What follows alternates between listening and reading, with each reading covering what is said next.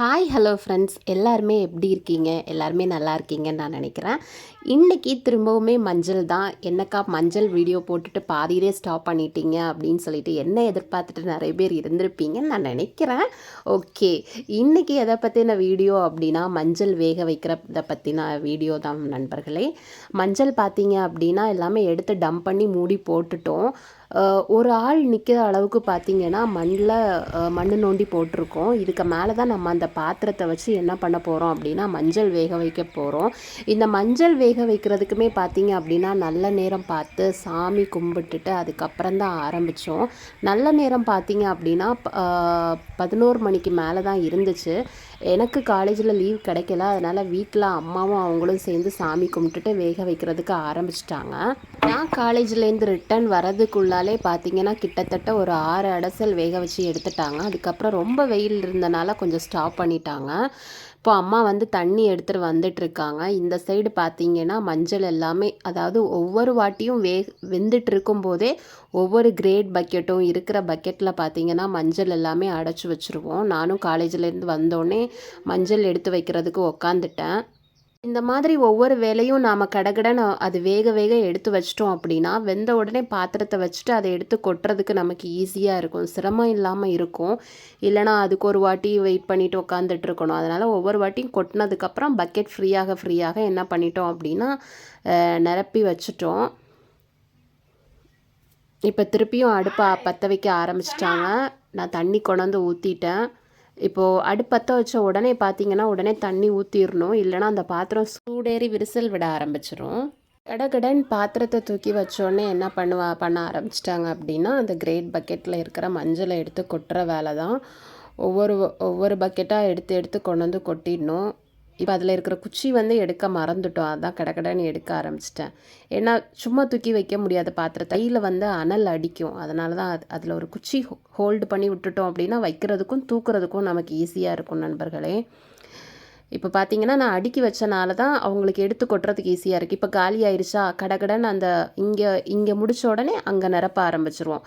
அதாவது இங்கேயும் பார்க்கணும், நாங்கள் இந்த சைடும் பார்க்கணும், 2 வேலையுமே பார்த்துட்டே இருக்கணும். கையெல்லாம் ரொம்ப வலிக்க ஆரம்பிச்சிருச்சு. மஞ்சள் பார்க்குறதுக்கு தான் ரொம்ப ஈஸியாக இருக்கும், எடுத்து வைக்கிறதுக்கு அந்த மாதிரி தோணுச்சு. ஆனால் கையில் போட்டு அதை அள்ளும்போது மஞ்சள் ஒன்றுமே கையில் வரமாட்டேங்குது, சிக்கி கீழே விழுற மாதிரி தான் இருந்துச்சு. அப்புறம் முறத்தை வச்சு அள்ளும்போது தான் கொஞ்சம் ஈஸியாக இருந்த மாதிரி இருந்துச்சு. இப்போ மஞ்சள் எடுத்து கொடுக்க என்ன ஆகுது அப்படின்னா அம்மா வந்து அதை பரவலாக அந்த பாத்திரத்தில் வந்து விரித்து வைக்கிறாங்க. ஏன்னா அனல் எல்லா இடத்துலையுமே சரி சமமாக பிடிக்கணும். அப்போ தான் அந்த தண்ணி கொதிக்க மஞ்சள் எல்லா இடத்துலையுமே அந்த தண்ணி பட்டு நல்லா வேகும்.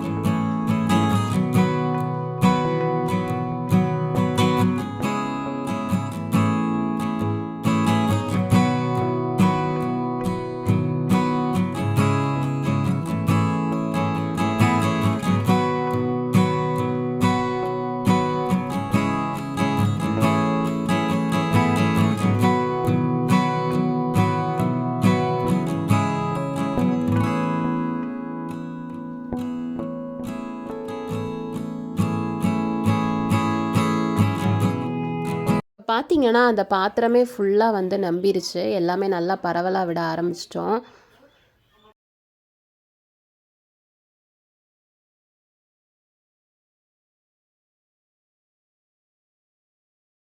தண்ணியுமே பார்த்திங்கன்னா அளவு வச்சுருப்போம். ஒரு குடம் தண்ணியும் 2 பக்கெட், அதாவது பக்கெட்டில் பெரிய 2 பக்கெட் தண்ணி, அதுதான் ஒரு கொப்பரைக்கு அளவு.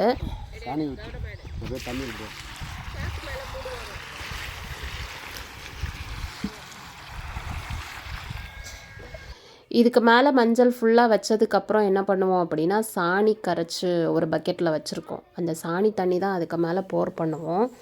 சாணி தண்ணி எதுக்கு அப்படின்னா மஞ்சளோட கலர் வந்து மாறாமல் இருக்கிறதுக்காக தான் சாணி தண்ணி ஊற்றுவாங்க. இதுக்கு மேலே என்னன்னு பார்த்தீங்கன்னா, அடுப்பு கவனமாக எரியுதான்னு பார்த்துக்கிற வேலை தான். விறகு வந்து அடுப்பில் போட்டுகிட்டே இருக்கணும். ஃபாஸ்ட்டாக கொஞ்சம் எரிஞ்சிச்சுனா தான் கப கப கபன்னு வெந்துடும். இப்போது மஞ்சள் வந்து மூடி வைக்கல. அந்த மஞ்சள் வந்து பார்த்திங்கன்னா சாக்கு வச்சு மூடி வச்சுட்டாங்க. சாக்கு இப்போ பார்த்திங்கன்னா ட்ரையாக இருக்காது, கொஞ்சம் வந்து ஈரத்தன்மையோடு தான் இருக்கும். ஃபுல்லாக அதை தண்ணியில் போட்டு தான் எடுத்துகிட்டு வந்திருக்காங்க. எந்த ஒரு மஞ்சளுமே வெளியில் தெரியாத அளவுக்கு நம்ம எப்படி ஒரு குக்கர் வந்து க்ளோஸ் பண்ணுறோமோ அந்த மாதிரி சாக்கு வச்சு ஃபுல்லாக நம்ம மஞ்சள் வேக வைக்கிற அந்த கொப்பரையை வந்து ஃபுல்லாக போத்தி விட்டுட்டாங்க.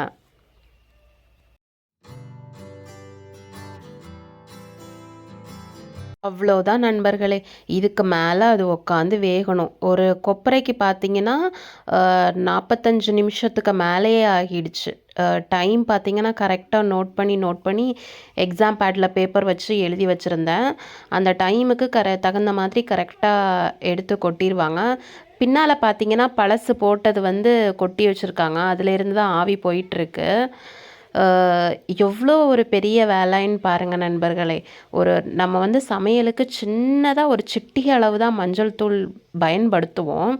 ஆனால் அந்த சிட்டிகையாக பயன்படுத்துகிற ஒரு சின்ன மஞ்சள் தூளுக்கு அதுக்கு பின்னால் இவ்வளோ ஒரு பெரிய வேலை இருக்குது அப்படிங்கிறதே நமக்கு பார்க்கும்போது தான் தெரியுது. இதுக்கு மேலே இது வெந்ததுக்கப்புறம் இது என்ன பண்ணுவோம் அப்படிங்கிறத அடுத்தடுத்து மேற்கொண்டு வர வீடியோவில் நீங்கள் கண்டிப்பாக பார்ப்பீங்க. ஸோ இந்த வீடியோ கண்டிப்பாக உங்களுக்கு பயனுள்ளதாக இருந்திருக்கும். இந்த வீடியோ பிடிச்சிருந்துச்சுன்னா லைக் பண்ணுங்கள், கமெண்ட் பண்ணுங்கள், மறக்காமல் என்னோடய சேனலை சப்ஸ்கிரைப் பண்ணுங்கள். நாளைக்கு இன்னொரு வீடியோவில் பார்க்குறேன். Until take care, by.